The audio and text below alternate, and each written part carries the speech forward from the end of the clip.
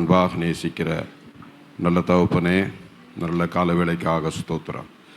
காலைதோறும் உடைய கிருபை புதிதாக இருக்கிறதுக்காக ஸ்தோத்திரம். இவர் நேரம் உடைய துதிக்க மையப்படுத்த நாமத்தை உயர்த்த கிருபைக்காக ஸ்தோத்திரம். இப்பொழுது ஒரு வார்த்தைக்கு நேராக நாங்கள் வந்திருக்கிறோம். இவ்வார்த்தையை கொண்டு என்னோடு எங்களோடு பேசும். உங்கள் நாமம் மையப்படும். அடியார்கள் சிறுகட்டும், நீர் பெருகட்டும். அடியான் வரைந்து கொள்ளுகிறேன், நீங்கள் மாத்திரம் வெளிப்படுங்க. ஆண்டவரே உமக்கு ஸ்தோத்திரம். நீதியால் இருதயத்தை திறந்த தேவன், செவிகளை திறந்த தேவன், எங்களுடைய இருதயத்தையும் செவிகளையும் திறந்து உடைய வார்த்தையை கவனிக்க எங்களுக்கு உதவி செய்யும். உடைய திருநாமம் தொடர்ந்து மையப்படட்டும். ஆவியானவர் அசைவாடுவீராக. இயேசுவின் நல்ல நாமத்தில் பிதாவே, ஆமென். சந்தோஷமாக இருக்கலாம். ஒரு 3 அல்லேலூயா சொல்லுவோமா? இந்த வருஷ கடைசியில் நாம் வந்திருக்கிறோம்.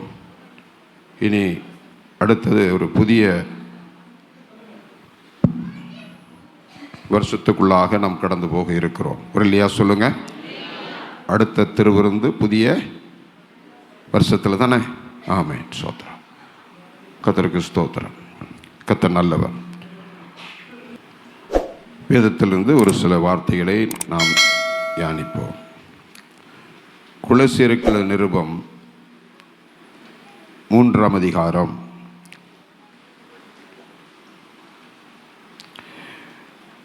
1 வசனத்தையும் 2வது வசனத்தையும் தொடர்ந்து 12ஆம் வசனத்திலிருந்து 14ஆம் வசனம் வரையிலும் நான் வாசிக்க கேட்போம். நீங்கள் கிறிஸ்துவுடன் கூட எழுந்ததுண்டானால் கிறிஸ்து தேவனுடைய வலது பார்சத்தில் வீற்றிருக்கும் இடத்தில் உள்ள மேலானவைகளை தேடுங்கள்.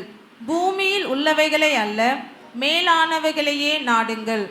ஆகையால் நீங்கள் தேவனால் தெரிந்து கொள்ளப்பட்ட பரிசுத்தரும் பிரியருமாய் உருக்கமான இரக்கத்தையும் தயவையும் மனத்தாழ்மையையும் சாந்தத்தையும் நீடிய பொறுமையையும் தரித்து கொண்டு. கவனிங்க. நீங்கள் கிறிஸ்துவுடனே கூட எழுந்தது உண்டானால் தேவனுடைய வலிதபாரசத்தில் விட்டிருக்கும் இடத்தில் உள்ள மேலானவைகளை தேடுங்கள். 12ஆம் வசனம் சொல்லுகிறது, நாம் கிறிஸ்துவை ஏற்றுக்கொண்ட ஒவ்வொரு தேவனுடைய பிள்ளைகளும் இந்த உலகத்துக்குரியவைகள் அல்ல, மேலானவை ஒன்றை நாம் தேட வேண்டும். ஒரு இல்லையா சொல்லுங்க. இந்த உலகத்துக்குரியவைகளை நாம் தேடி அது நம்மை இந்த உலகத்துக்கு அனுபவித்து நித்திய நரகத்துக்கு கொண்டு போகிறது. ஆனால் மேலானவைகளை தேடுகிற போது நாம் நித்திய பரலோகத்துக்குள்ளே பிரவேசிக்க கிருபை செய்கிறது. ஆகவேதான் மேலானவைகளை தேடுங்கள் நாடுங்கள் என்று எழுதப்பட்டிருக்கிறது. ஆகையால் 12ஆம் வசனம், ஆகையால் நீங்கள் தேவனால் தெரிந்து கொள்ளப்பட்ட பரிசுத்தரும், நீங்கள் தேவனால் தெரிந்து கொள்ளப்பட்ட பரிசுத்தவான்கள், நீங்கள் தேவனால் தெரிந்து கொள்ளப்பட்ட பரிசுத்தவான்களும் பரிசுத்தவான்கள். அந்த தேவனுடைய பிள்ளைகள் எப்படி இருக்க வேண்டுமா? வாசிங்க. பிரியருமாய் உருக்கமான இரக்கத்தையும். உருக்கமான இரக்கம் ஒரு தேவனுடைய பிள்ளைக்கு இருக்க வேண்டிய நல்குணாதிசயங்களை இங்கே வேதம் சொல்லுகிறது. உருக்கமான இரக்கத்தையும் தயவையும் மனத்தாழ்மையும் சாந்தத்தையும் நீடிய பொறுமையையும் தரித்து கொண்டு ஒருவரை ஒருவர் தாங்கி ஒருவர் பேரில் ஒருவருக்கு குறைபாடு உண்டானால் ஒருவருக்கு குறைபாடு உண்டானால் கிறிஸ்து உங்களுக்கு மன்னித்தது போல ஒருவருக்கொருவர் மன்னியுங்கள். இவை எல்லாவற்றின் மேலும் பூரண சர்க்குணத்தின் கட்டாகிய அன்பை தரித்துக் கொள்ளுங்கள்.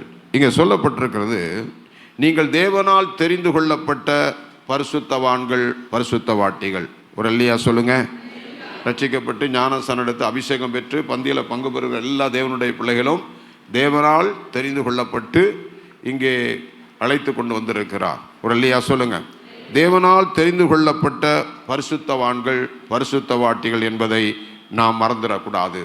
அந்த தெரிந்து கொள்ளப்பட்ட தேவனுடைய பிள்ளைகளுக்கு இருக்க வேண்டிய நல்குணாசிலங்கள் என்னவென்றால், பிரியரும் உருக்கமான இரக்கத்தையும் தயவையும் நீடிய பொறுமையும் தரித்து கொண்டு, இதை நாம் என்ன செய்ய வேண்டும்? வாழ்க்கையிலே எடுத்துக்கொள்ள வேண்டும், தரித்து கொள்ள வேண்டும்.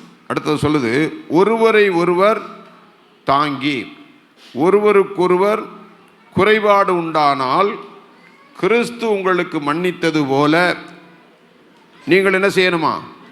மன்னிக்கணும். இந்த வருஷ கடைசியில் நாம் வந்திருக்கிறோம், திருவிருந்தில் பங்கு பெறுகிறோம். ஒரு புதிய ஆண்டிலே நாம் பங்கு பெறப் போகிறோம். ஆகவே இந்த ஆண்டிலே நீங்கள் முடிவதற்குள்ளாக வேதம் சொல்லுகிறது, உங்களுக்கு இருக்க வேண்டியவைகள் வாசிங்க, உருக்கமான இரக்கத்தையும் தயவையும் மனத்தாழ்மையும் சாந்தத்தையும் நீடிய பொறுமையும் தரித்துக்கொண்டு ஒருவரை ஒருவர் தாங்கி ஒருவர் பேரில் ஒருவருக்கு குறைபாடு உண்டானால் கிறிஸ்து உங்களுக்கு மன்னித்தது போல ஒருவருக்கொருவர் மன்னியுங்கள். ஒருவருக்கொருவர் என்ன செய்யணுமா? ஒருவருக்கொருவர் குறைபாடு உண்டானால் ஒருவர் என்ன செய்யணுமா? ஒருவரை ஒருவர் தாங்கணும். ஒருவருக்கு ஒரு குறைபாடு உண்டானால் என்ன செய்ய வேணுமா? மன்னிக்க வேண்டும். கிறிஸ்து உங்களுக்கு மன்னித்தது போல ஒருவரை ஒருவர் என்ன செய்ய வேண்டும்? மன்னிக்க வேண்டும். ஏன் மன்னிக்க வேண்டும்? லூக்கா 23:34 நீங்கள் வாசிக்க பொழுது, லூக்கா 23 அதிகாரம் 34 வசனம். அப்பொழுது இயேசு, பிதாவே இவர்களுக்கு மன்னியும், தாங்கள் செய்கிறது என்னதென்று அறியாது இருக்கிறார்களே என்றார். பாருங்க, இயேசு கிறிஸ்து மன்னித்தார். யாரை மன்னித்தார்? லூக்கா 22:64 வாசிங்க. அவருடைய கண்களை கட்டி அவருடைய முகத்தில் அறைந்து உன்னை அடித்தவன் யார்? அதை ஞான திருஷ்டியினால் சொல் என்று அவரை கேட்டதும் அன்றி மற்றும் அநேக தூஷண வார்த்தைகளையும் அவருக்கு விரோதமாக சொன்னார்கள். 65 வசனம். மற்றும் அநேக தூஷண வார்த்தைகளையும் அவருக்கு விரோதமாக சொன்னார்கள். அவர் என்ன செய்தார்களாம்? அவருடைய கன்னத்தை கட்டி அவருடைய முகத்தில் அறைந்து, உன்னை அடித்தவன் யார்? ஞான சிருஷ்டியால் சொல்லு என்று அவரை கேவலமான வார்த்தைகளை சொல்லி தூசித்தார்கள். இந்த தூசித்தவர்கள் மாத்திரமல்ல, 23 லூக்கா 23:10 நீங்க வாசிக்கும் பொழுது, பிரதான ஆசாரியனும் வேதபாரகரும் அவர் மேல் பிடிவாதமாய் குற்றம் சாட்டிக் கொண்டே நின்றார்கள். 25 வசனம். கலகத்தின் நிமித்தமும் கொலை பாதகத்தின் நிமித்தமும் காவலில் போடப்பட்டிருந்தவனை அவர்கள் கேட்டுக்கொண்டபடியே விடுதலையாக்கி இயேசுவையோ அவர்கள் இஷ்டத்துக்கு ஒப்பு கொடுத்தான். இப்படி நிந்தித்தவர்கள், அவமானப்படுத்தவர்கள் இயேசு என்ன செஞ்சாராம்? சொல்லுங்க, வாய் திறந்து. என்ன செஞ்சாரு? அதுதான் நமக்கு கற்றுத்தர்றார். நான் என்னை தூசித்தவர்கள், கன்னத்தில் அறைந்தவர்கள், காரி துப்பினவர்கள். ஏசாயா 50:6 நீங்க வாசிக்கும் போது, ஏசாயா 50 அதிகாரம் 6 வசனம். தாடை மயிரை பிடுங்குகிறவர்களுக்கு என் தாடைகளையும் ஒப்பு கொடுத்தேன், அவமானத்துக்கும் உமிழ்நீருக்கும் என் முகத்தை மறைக்கவில்லை. என்ன செய்யவில்லை? அடிக்கிறவர்களுக்கு என் முதுகையும் தாடை மயிரை பிடுங்குகிறவர்களுக்கு என் தாடைகளையும் ஒப்பு கொடுத்தேன், அவமானத்துக்கும் உமிழ்நீருக்கும் என் முகத்தை மறைக்கவில்லை. பாருங்க, எல்லாவற்றுக்கும் அந்த அவமானம் வந்தது, நிந்தை வந்தது, அடி வந்தது. ஆனால் ஆண்டவர் செய்த காரியம், அவர்கள் என்ன செய்தாராம்? மன்னித்தார். இல்லையா? சொல்லுங்க. அப்படியானால் தேவனுடைய பிள்ளைகளாகி நீங்களும் நானும் ஒருவரை ஒருவர் என்ன செய்ய வேண்டும்? மன்னிக்க வேண்டும். மன்னிக்கிறீங்களான்னு தான் முக்கியம். மன்னிக்க வேண்டும். இயேசுவே அவர்கள் என்ன செய்தார்? மன்னித்தார். நீ இன்னும் வாசித்தீர்களா? மத்தேயு 27 அதிகாரம் 39-40 வசனத்தை வாசிங்க. மத்தேயு 27 அதிகாரம் 31. அந்த வழியாய் நடந்து போகிறவர்கள் தங்கள் தலைகளை துலுக்கி தேவாலயத்தை இடித்து 3 நாளைக்குள்ளே கட்டுகிறவனே, உன்னை நீயே ரட்சித்துக்கொள், நீ தேவனுடைய குமாரனானால் சிலுவையில் இருந்து இறங்கி வா என்று அவரை தூஷித்தார்கள். வழிபோக்கர்கள். யார் தூஷித்தார்கள்? வேதனையில் இருக்கிறார், சிலுவையில் தொங்கிக் கொண்டிருக்கிறார், வேதனை உள்ளத்தோடு கூட இருக்கிறார், துடித்து கொண்டிருக்கிறார். அந்த நிலையில் வழிபோக்கர் சொல்லுகிறார். என்ன சொல்லுகிறார்? நீ தேவனுடைய குமாரனாயானால் வாசிமா, உன்னை நீயே ரட்சித்துக்கொள், தேவனுடைய குமாரனானால் சிலுவையில் இருந்து இறங்கி வா என்று அவரை தூஷித்தார்கள். வழிபோக்கர்கள். இன்றைக்கு அப்படிப்பட்ட வழிபோக்கர்கள் இருக்கிறார்கள். அவர்கள் தூஷிப்பார்கள். ஏன்னா தேவனுடைய அன்பை அறியாதவர்கள், தேவனுடைய இரக்கத்தை அறியாதவர்கள், தேவனுடைய மன்னிப்பை அறியாதவர்கள், தேவனுடைய குண சிலங்களை அறியாதவர்கள் அப்படிப்பட்ட தூஷிக்கிறவர்களை இயேசு என்ன பண்ணானா மன்னித்தார். அப்படியானால் நீங்களும் நான் ஒருவரை ஒருவர் என்ன செய்யணும்? மன்னிக்க வேண்டும். அதே மத்தேயு எழுதின சுவிசேஷம் 27ஆம் அதிகாரம் 41, 42, 43 வசனங்களை வாசிக்கிற பொழுது வாசிங்க. பிரதான ஆசாரியரும் வேத பாரகரும் மூப்பரும் பரியாசம் பண்ணி மற்றவர்களை ரட்சித்தான் தன்னைத்தான் ரட்சித்துக் கொள்ள திராணி இல்லை. இவன் இஸ்ரவேலின் ராஜாவானால் இப்பொழுது சிலுவையில் இருந்து இறங்கி வரட்டும், அப்பொழுது இவனை விசுவாசிப்போம். தன்னை தேவனுடைய குமாரன் என்று சொல்லி தேவன் மேல் நம்பிக்கையாய் இருந்தானே, அவர் இவன் மேல் பிரியமாய் இருந்தால் இப்பொழுது இவனை ரட்சிக்கட்டும் என்றார்கள். அவரோடு கூட சிலுவையில் அறையப்பட்ட கல்லரும் அந்தபடியே அவரை நிந்தித்தார்கள். கள்ளர் நிந்தித்தான். கர்த்தருக்கு ஸ்தோத்திரம். அப்ப கவனிக்க வேண்டும், ஆண்டவரை வேதபாரர்கள் மூப்பர்கள் சிலுவை கள்ளன் எல்லாம் நிந்தித்தார்கள். ஆனாலும் நிந்தித்தவர்களை இயேசு என்ன பண்ணாரா? மன்னித்தார். நீங்க மன்னிக்கிறீங்களா? நீங்க மன்னிக்கணும். நீங்க மன்னிக்காவிட்டால் உங்களை கர்த்தர் எப்படி மன்னிப்பாரா? தூஷித்தவர்களை, பரிகாசம் பண்ணினவர்களை, அறைந்தவர்களை, காரி திப்பினவர்களை இயேசு என்ன பண்ணினார்? மன்னித்தார். கர்த்தருக்கு ஸ்தோத்திரம். அது மாத்திரம் வேதம் சொல்லுகிறது. 2 கொரிந்தியர் புஸ்தகம் 2ஆம் அதிகாரம் 7ஆம் வசனத்தை நீங்க வாசிக்கும் பொழுது 2 கொரிந்தியர் 2ஆம் அதிகாரம் 7ஆம் வசனம். ஆதலால் அவன் அதிக துக்கத்தில் அமிழ்ந்து போகாதபடிக்கு நீங்கள் அவனுக்கு மன்னித்து ஆறுதல் செய்ய வேண்டும். ஒரு தேவனுடைய பிள்ளை மன்னிக்க வேண்டும், ஆறுதல் செய்ய வேண்டும். எபேசியர் 4:32 சொல்லப்பட்டிருக்கிறது. எபேசியர் 4ஆம் அதிகாரம் 32ஆம் வசனம். ஒருவருக்கொருவர் தயவாயும் மன உருக்கமாயிருந்து கிறிஸ்துவுக்குள் தேவன் உங்களுக்கு மன்னித்தது போல மன்னியுங்கள். கிறிஸ்து நம்மை மன்னிக்காவிட்டால் நான் இப்படி வந்து உட்கார்ந்துருக்க முடியுமா? நம்முடைய பாவங்கள் எப்படி, எவ்வளோ பெரிய பாவிகள், எவ்வளோ அக்கிரமக்காரர்கள், ஆண்டவர் கிட்ட வர முடியாதவர்களாக இருந்த நம்மை ஆண்டவர் நம்முடைய பாவத்தெல்லாம் மன்னித்து அவருடைய பிள்ளைகளாக, குமாரர்களாய் குமாரத்திகளாய் மாற்றி வைத்திருக்கிறார்களே. அந்த தெய்வம் மன்னித்தது போல நீங்கள் நான் என்ன செய்ய வேண்டுமா? மன்னிக்க வேண்டும். வேதம் சொல்லுகிறது. மத்தேயு எழுதின சுவிசேஷம் 6ஆம் அதிகாரம் 4ஆம் வசனமும் 5ஆம் வசனத்தையும் வாசிக்கும் போது, அப்பொழுது அந்தரங்கத்தில் பார்க்கிற உன் பிதா தாமே உனக்கு வெளியரங்கமாய் பலனளிப்பார். 6, 14, 15 அதானேம்மா?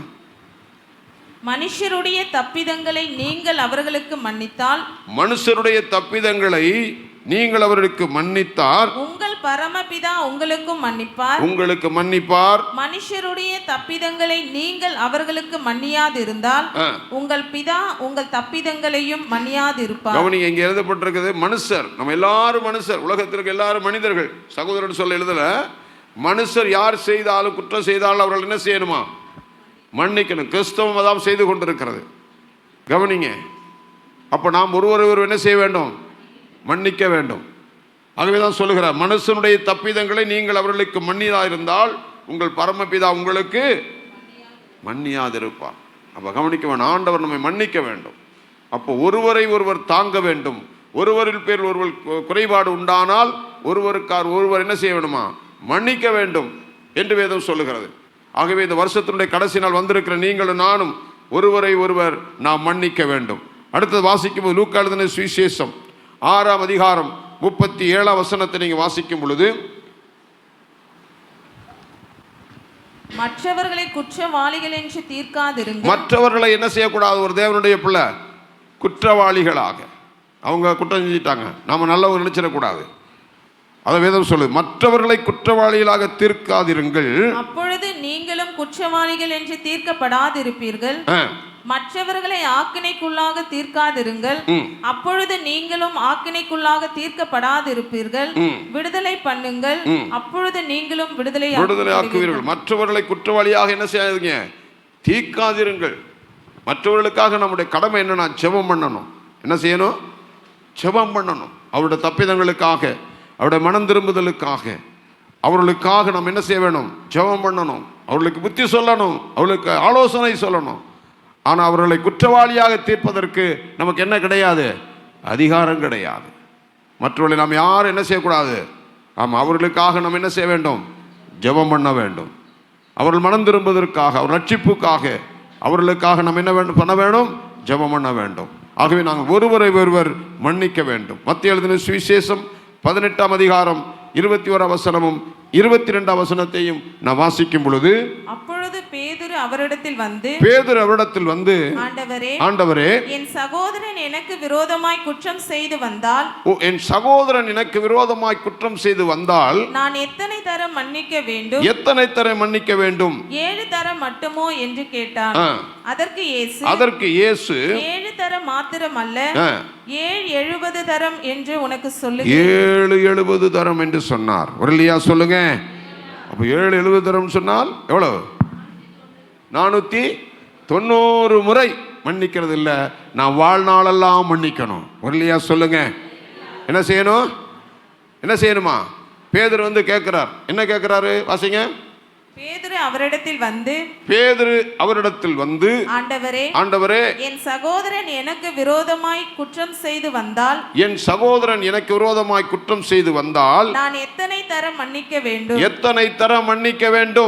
தரம் மட்டுமோ என்று கேட்டான். 7 தரம் மட்டுமோ என்று கேட்டான். அதற்கு இயேசு 7 தரம் மாத்திரம் அல்ல, 70 தரம் மட்டும் என்று உனக்கு சொல்லுகிறேன். ஒரு இல்லையா சொல்லுங்க. நம்முடைய வாழ்நாளெல்லாம் மன்னிக்கணும். இல்லையா சொல்லுங்க. மன்னித்தால் உங்களுக்கு மன்னிப்பு உண்டு. இல்லையா சொல்லுங்க. இந்த வருஷ கடைசியில் வந்திருக்கிற நீங்களும் நானும், திருவிருந்தில் பங்கு பெருக போகிற நீங்களும் நானும் மற்றவர்களுக்காக மற்றவர்கள் குற்றத்தை என்ன செய்யணுமா? மன்னிக்க வேண்டும். ஒரு இல்லையா சொல்லுங்க. சங்கீதம் 86ஆம் சங்கீதம் 5ஆம் வசனத்தை வாசிங்க.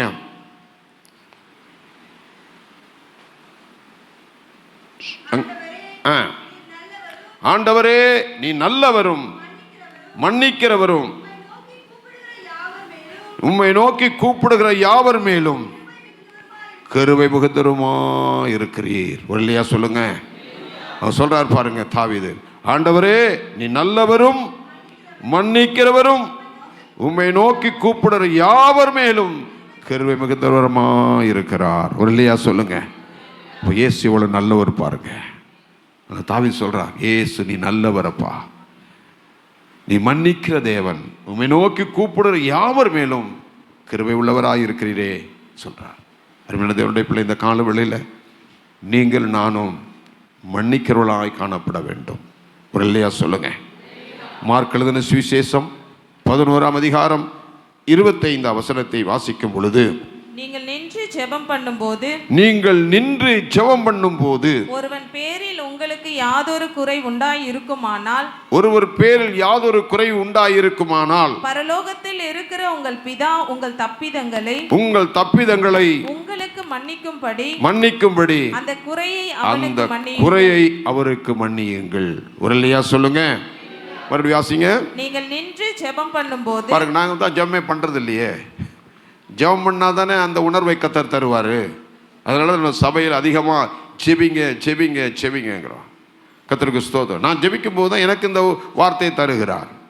ஒவ்வொரு தேவனுடைய பிள்ளைகளும் தன்னுடைய தனிப்பட்ட வாழ்க்கையில் ஒரு ஜெபம் இருக்க வேண்டும். நீ ஜெபிக்கிற போது கர்த்தருடைய ஆவியானவர் உனக்குள்ள உணர்வை தருவார். உன்னோடு பேச ஆரம்பிப்பார். வேத வசனங்களை கொண்டு பேச ஆரம்பிப்பார்.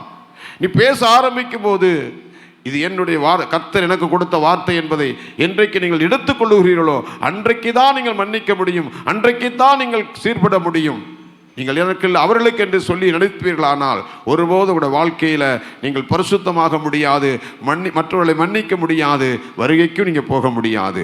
ஆகவே தான் நீங்கள் நின்று ஜெபம் பண்ணும்போது என்ன செய்து உட்கார்ந்து ஜெபம் பண்றீங்க, நின்று ஜெபம். வேதம் எங்க சொல்லு, நின்று ஜெபம் பண்ணும்போது ஒருவன் பேரில் உங்களுக்கு யாதொரு குறை உண்டாயிருக்குமானால், நீ ஜெபிச்சிட்டு இருக்கும் போது ஆவியானவர் சொல்லுவார்.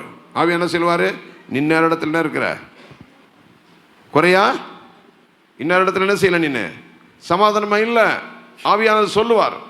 உடனே அதை என்ன பண்ணணும், கீழ்ப்படியணும், ஒப்பு கொடுக்கணும்.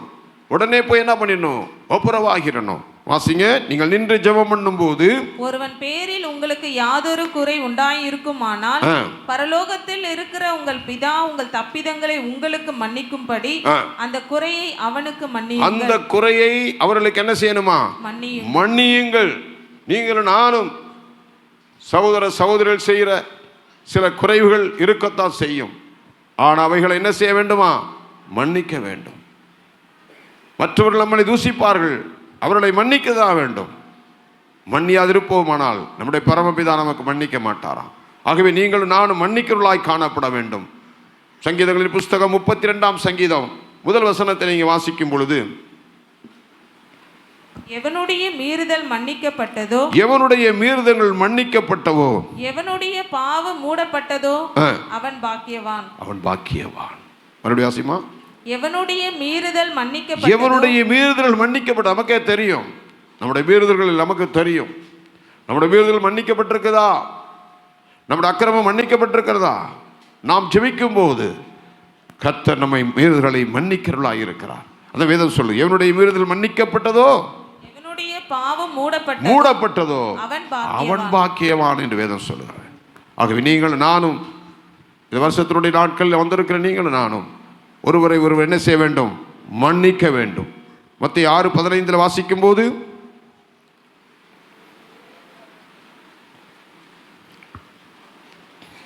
மத்தேயு 6ஆம் அதிகாரம், மனுஷருடைய தப்பிதங்களை நீங்கள் அவர்களுக்கு மன்னியாதிருந்தால் உங்கள் பிதா உங்கள் தப்பிதங்களையும் மன்னியாதிருப்பார். கர்த்தருக்கு ஸ்தோத்திரம். பாருங்க, நாம் மன்னிக்க வேண்டும். மன்னித்தால் நம்முடைய பரமபிதா மன்னிப்பார், இல்லாவிட்டால் அவர் மன்னிக்க மாட்டாராம்.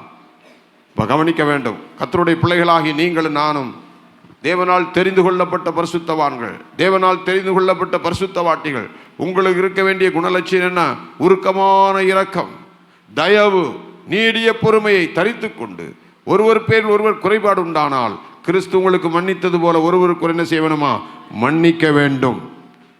கர்த்தருக்கு ஸ்தோத்திரம். அது மாத்திரமல்ல, வேதம் சொல்லுகிறது, 1 யோவான் 1:9 சொல்லப்பட்டிருக்கிறது. வாசிங்க. நம்முடைய பாவங்களை நாம் அறிக்கையிட்டால், பாவங்களை நமக்கு மன்னித்து எல்லா அநியாயங்களை நீக்கி நம்மை சுத்திகரிப்பதற்கு அவர் உண்மையும் நீதியும் உள்ளவராய் இருக்கிறார். நம்முடைய தப்பிதங்களை, நம்முடைய பாவங்களை, நம்முடைய குறைகளை தேவ சமூகத்தில் அறிக்கை செய்ய வேண்டும். இந்த கால வேளையில் தேவனுடைய சமூகத்தில் வந்திருக்கிற நீங்களும் நானும் நம்முடைய வாழ்க்கையில் தப்பிதங்கள் இருக்குமானால் அவைகளை ஆண்டவர் சமூகத்தில் அறிக்கை செய்யும் போது அவர் நம்முடைய குறைகளை அவர் மன்னிக்கிறவராக இருக்கிறார். அல்லேலூயா. எபிரேயர் நிருபம் 8ஆம் அதிகாரம் 12ஆம் வசனத்தை நீங்க வாசிக்கும் பொழுது, எபிரேயர் 8:12, ஏனெனில் நான் அவர்கள் அநியாயங்களை கிருபையாய்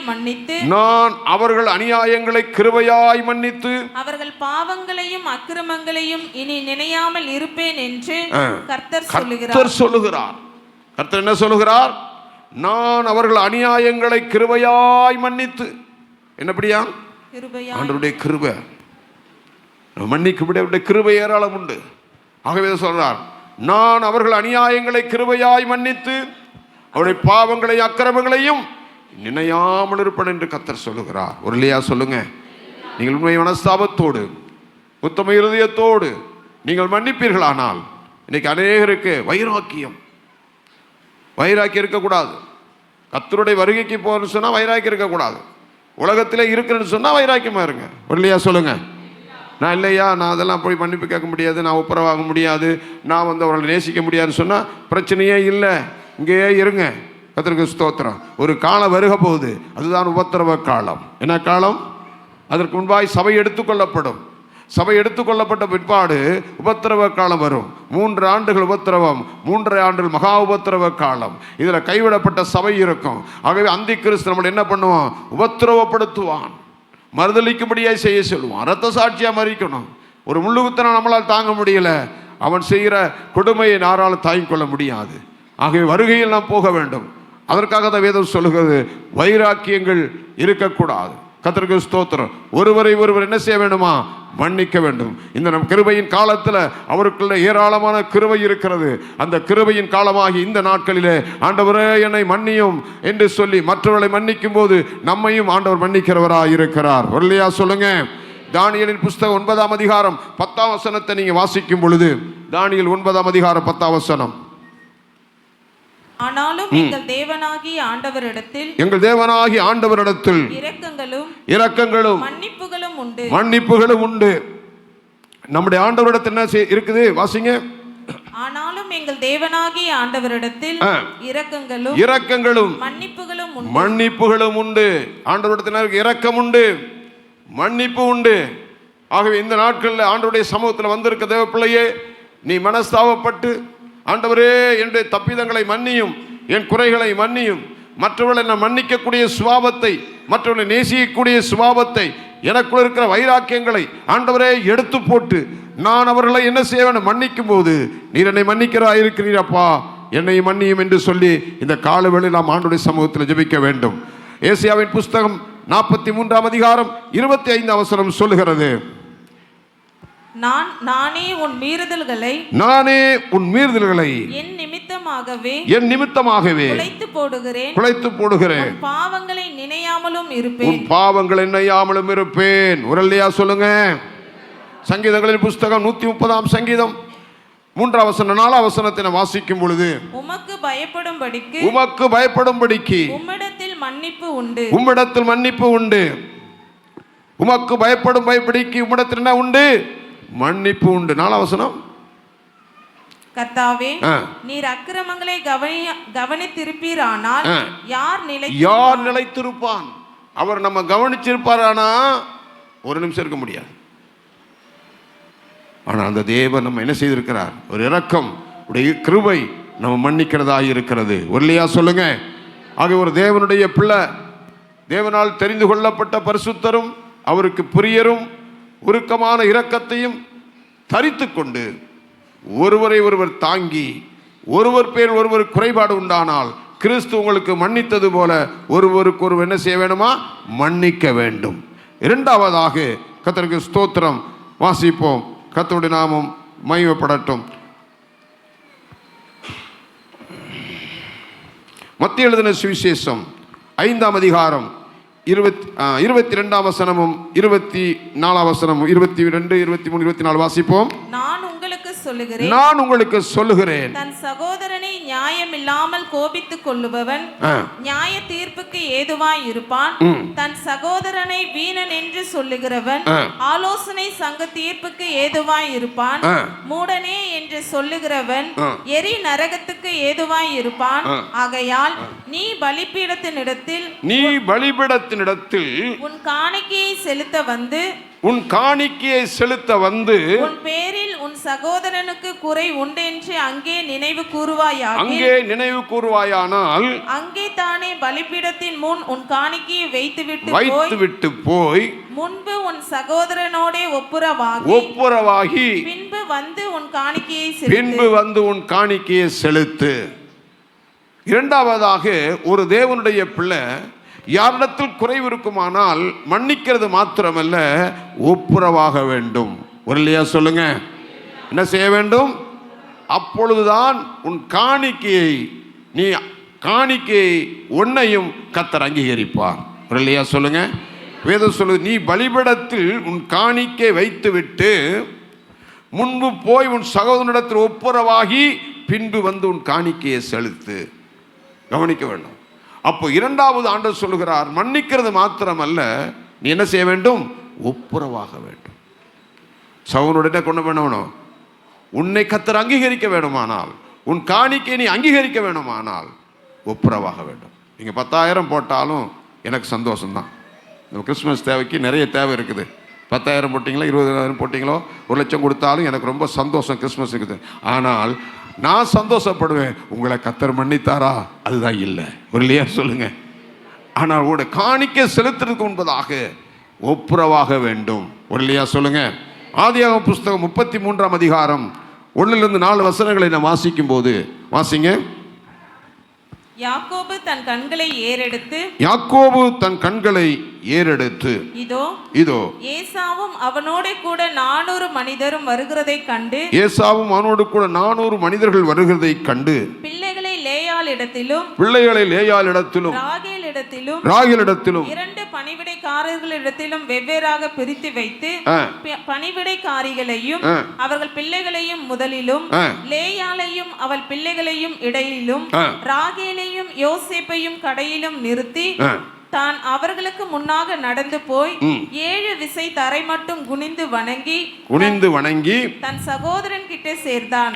அப்பொழுது ஏசா எதிர்கொண்டு ஓடி வந்து அவனை தழுவி அவன் கழுத்தை கட்டிக்கொண்டு அவனை முத்தம் செய்தான். சொல்லுங்க, இருவரும் யார்? அவர்கள் சகோதரர்கள். யார்? யாக்கோபும் ஏசாவும். ஏசா சொன்னான், எங்க அப்பா சாவுக்கு நீ கண்டிப்பா வருவ, ஆனா அன்னைக்கு என்ன பண்ணிடுவோம், உன்னை காலி பண்ணிடுவோன்னு சொன்னான். ஆனால் இடையில யாக்கோபினுடைய ஜெபம் ஏசாவை மாற்றி அமைச்சது. ஒரு இல்லையா சொல்லுங்க. என் சகோதரனை சந்திக்க போறேன், இரவெல்லாம் போராடி ஜெபித்தான். அந்த கோபக்காரனாகிய ஏசாவின் முகத்தை கர்த்தர் மாற்றினார், இருதயத்தை மாற்றினார். இப்பொழுது இருவரும் கடந்து வருகிறார்கள். யாக்கோபு 7 தரம் என்ன செய்தாராம்? விழுந்து பணிந்து அவன் என்ன செய்தாராம்? தன்னை தாழ்த்தினான். ஏசாவும் யாக்கோவும் இருவரும் கட்டி பிடித்து முத்தம் செய்தார்கள். ஒரு இல்லையா சொல்லுங்களேன். அந்த வசனத்தை மாத்திரம் வாசிங்க. ஏசா எதிர்கொண்டு ஓடி வந்து அவனை தழுவி அவன் கழுத்தை கட்டிக்கொண்டு அவனை முத்தம் செய்து இருவரும் அழுதார்கள். ஒரு இல்லையா சொல்லுங்க. சகோதரருடைய அன்பு எவ்வளவு பாருங்க. ஏசா ஒரு காலத்தில் சொன்னான், என் தகப்பன் சாவுக்கு நீ வரும்போது உன்னை கொண்டு போடுவேன் என்று சொன்னான். ஆனால் தன்னுடைய சகோதரனுக்காக யாக்கோபு ஜெபித்தான். தேவ பிள்ளையே, உன் சகோதரனுக்காக ஜெபிக்கிறாயா? சகோதரிக்காக ஜெபிக்கிறாயா?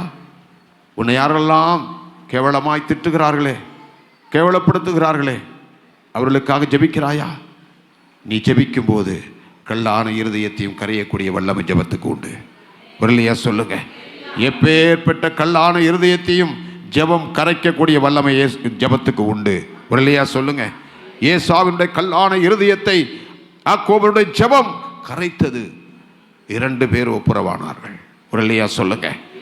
இந்த கால வேளையில் உங்களுடைய இருதயத்திலே பேர்பட்ட பகை இருந்தாலும் யாக்கோபை போல நீங்க ஜெபிப்பீர்களானால், ஜெபாவி உங்களுக்கு வருகிற போது அந்த ஜெபாவி உங்களுக்கு விரோதமாக இருக்கிற ஏசாவை போல கொலை செய்யக்கூடிய அளவுக்கு இருக்கக்கூடிய அந்த குணாதிசயம் உள்ளவனை ஜெபம் மாற்றுமானால் உங்களுடைய ஜெபம் மற்றவர்களை மாற்றும். ஒரு இல்லையா சொல்லுங்க. லூக்கா எழுதின சுவிசேஷம் 23ஆம் அதிகாரம் 12ஆம் வசனத்தை நீங்க வாசிக்கும் பொழுது, திரும்ப வாசிங்க. லூக்கா 23:12. முன்னே ஒருவருக்கொருவர் பகையாய் இருந்த பிலாத்தும் ஏரோதும் அன்றைய தினம் சிநேகிதரானார்கள். இல்லையா சொல்லுங்க. இயேசுவை என்ன செய்ய வேண்டும்? இயேசுவை கொலை செய்ய வேண்டும். இயேசுவுக்கு தண்டனை கொடுக்க இந்த 2 பேரும் பகையாக நின்றார்கள். இயேசுவின் மரணத்தின் மூலமாக இவர்கள் இருவரும் நண்பர்களானார்கள். இல்லையா சொல்லுங்க. இல்லையா சொல்லுங்க. வேதம் சொல்லுகிறது, முன்னே ஒருவருக்கொருவர் பகையாய் இருந்த பிலாத்தும் ஏரோதும் அன்றைய தினம் சிநேகிதனானார்கள். இல்லையா சொல்லுங்க. இயேசுவின் மரணம் இவர்களை நண்பர்களாக மாற்றினது. இல்லையா சொல்லுங்க. அருமையான தேவனுடைய பிள்ளையே, உன்னுடைய ஜெபம் உன் வாழ்க்கையில கசப்பை மாற்றி, கர்த்தருக்கு ஸ்தோத்திரம், அங்க சகோதர சிநேகத்தை உண்டாக்கும். ரோமர் 5ஆம் அதிகாரம் 10ஆம் வசனம் 11ஆம் வசனத்தை வாசிக்கும் போது, ரோமர் 5ஆம் அதிகாரம் 10ஆம் வசனம் 11ஆம் வசனத்தை வாசிங்க. நாம் தேவனுக்கு சத்துருக்களாய் இருக்கையில் அவருடைய குமாரனின் மரணத்தினாலே அவரோடு கூட ஒப்புரவாக்கப்பட்டோமானால் ஒப்புரவாக்கப்பட்ட பின் நாம் அவருடைய ஜீவனாலே ரட்சிக்கப்படுவது அதிக நிச்சயம் அல்லவா? வேதம் சொல்லுது, நாம் தேவனுக்கு சத்துருக்களாய் இருக்கையில் அவருடைய குமாரனின் மரணத்தின் மூலமாய் அவருடனே கூட ஒப்புரவாக்கப்பட்டோம். இல்லையா சொல்லுங்க. இயேசு கிறிஸ்துவின் மரணத்தின் மூலமாய் நாம் என்னாக்கப்பட்டிருக்கிறோம்? ஒப்புரவாக்கப்பட்டிருக்கிறோம். இல்லையா சொல்லுங்க. நீங்கள் நானும் இயேசு கிறிஸ்துவின் மரணத்தின் மூலமாக இன்றைய கர்த்தர் நமக்கு வைத்திருக்கிற ஆசீர்வாதம் மற்றவர்களுடைய ஒப்புரவாகுதல். இல்லையா சொல்லுங்க. அதே 11ஆம் அதிகாரம் 15ஆம் வசனத்தை வாசிக்கும் போது, ரோமர் 11:15 அவர்களை தள்ளிவிடுதல் உலகத்தை ஒப்புரவாக்குதலாய் இருக்க அவர்களை அங்கீகரித்துக் கொள்ளுதல் என்னமாயிராது. ஒப்புரவாக வேண்டும். ஒரு தேவனுடைய பிள்ளை ஒப்புரவாக வேண்டும். 2 கொரிந்தியர் புத்தகம் 5ஆம் அதிகாரம் 18 20 வசனங்களை வாசிக்கிற பொழுது வாசிங்க. 2 கொரிந்தியர் 5ஆம் அதிகாரம். இவை எல்லாம் தேவனாலே உண்டாயிருக்கிறது. அவர் இயேசு கிறிஸ்துவை கொண்டு நம்மை தம்மோடு ஒப்புரவாக்கி ஒப்புரவாகுதலின் ஊழியத்தை எங்களுக்கு ஒப்புக் கொடுத்தார். அது என்னவெனில் தேவன் உலகத்தாருடைய பாவங்களை எண்ணாமல் கிறிஸ்துவுக்குள் அவர்களை தமக்கு ஒப்புரவாக்கி ஒப்புரவாகுதலின் உபதேசத்தை எங்களிடத்தில் ஒப்புவித்தார். ஆனபடியினாலே தேவனானவர் எங்களை கொண்டு புத்தி சொல்லுகிறது போல நாங்கள் கிறிஸ்துவுக்காக ஸ்தானாதிபதிகளாய் இருந்து தேவனோடு கூட ஒப்புரவாகுங்கள் என்று கிறிஸ்துவின் நிமித்தம் உங்களை வேண்டிக் கொள்ளுகிறோம். முரளியா சொல்லுங்க. எங்களுக்கு கொடுக்கப்பட்ட ஊழியம் என்ன? பிரிவினை ஊழியம் அல்ல, ஒப்புரவாகுதல் ஊழியம். முரளியா சொல்லுங்க. எப்பேற்பட்ட காரியமாக இருந்தாலும் நீ ஒப்புரவாகிதான் ஆன வேண்டும். ஒப்புரவாகாமல் பரலோகம் போக முடியாது. ஒரு அம்மா பரலோகத்தில் போனாங்களாம். அவங்க நல்ல காணிக்கை கொடுக்குறவங்க. நம்ம அந்த சபையெல்லாம் அப்படி வேணும். தசம்பாகம் கொடுக்குறவங்களாம் நான் நோட்டில் எழுதியிருக்கிறேன். எத்தனை பேர் எத்தனை மாதம் தசம்பாகம் கொடுக்காத இருக்கலாம் எனக்கு தெரியும். ஒருலையா சொல்லுங்கள். அவங்க நல்ல தசம்பாகம் கொடுக்குறவங்க, காணிக்கை கொடுக்குறவங்க, ஊழியத்தில் பங்கு பெறுகிறவங்க, நல்ல ஊழியத்துக்கு ரொம்ப உதவி செஞ்சவங்க, ஊழியத்தில் அவங்க மூலமாக நிறைய ஆத்துமாக்கள்லாம். ஆனால் இறந்துட்டாங்க. பரலோகத்துக்கு போன உடனே தூதன் உள்ளே அனுப்ப மாட்டேன்ட்டான். என்னம்மா என்னய்யா நான் இப்படிலாம் பண்ணியிருக்கேன் அப்படின்னு சொன்னால், எல்லாம் பண்ணியிருக்கேம்மா, உன் கூட பிறந்த சகோதரியோட என்ன இருக்குல்ல கசப்பாக இருக்குது வந்தியே, நீ காணிக்கை கொடுத்த உண்மைதான், தசம்பாகம் கொடுத்தது உண்மைதான், ஜெபித்தது உண்மைதான், ஆத்துமாக்கள் ஆதாயப்படுத்த உண்மைதான். ஆனால் உன் சகோதரியோட நீ என்ன இல்லை உடனே கீழே வந்துட்டாங்க. உள்ளே அனுப்ப முடியாதுட்டான். இல்லையா சொல்லுங்கள். பரலோகத்துள்ள நம்ம போகணும்னா யாவரோடு சமாதானமாக இருக்கணும். இல்லையா சொல்லுங்கள். யாவரோடு சமாதானமாக இருக்கணும். இயேசு தன்னை பகைத்தவர்கள், நிந்தித்தவர்கள், காரி திப்பனவர்கள், அறைந்தவர்கள் எல்லாரையும் மன்னித்தார், நேசித்தார். அவர் தான் நமக்கு சொல்லிக் கொடுக்கிறார் ஒப்புரவாகுதல் உபதேசம். வாசிங்க மறுபடியும் அந்த 18 19 20. இவை எல்லாம் தேவனாலே உண்டாயிருக்கும். அவர் இயேசு கிறிஸ்துவை கொண்டு நம்மை தம்மோடு ஒப்புரவாக்கி ஒப்புரவாகுதலின் ஊழியத்தை எங்களுக்கு ஒப்புக் கொடுத்தார். அது என்னவெனில் தேவன் உலகத்தாருடைய பாவங்களை என்ன செய்யல? உலகத்தாருடைய பாவங்கள் என்ன செய்யல? தேவன் என்னல? அவருடைய நோக்கம் என்ன? என்னை விட்டு தூர போனவர்கள் மீண்டுமா என்னிடத்தில் வர வேண்டும் என்றுதான் பிதாவாகி தேவன் விரும்பினார். அதற்கு குமாரன் இந்த உலகத்துக்கு வந்து ஜீவனை கொடுத்தார். வாசிங்க. தேவன் உலகத்தாருடைய பாவங்களை எண்ணாமல் கிறிஸ்துவுக்குள் அவர்களை தமக்குள் ஒப்புரவாக்கி ஒப்புரவாகுதலின் உபதேசத்தை எங்களிடத்தில் எங்களுக்கு ஒப்புக் கொடுத்தார்.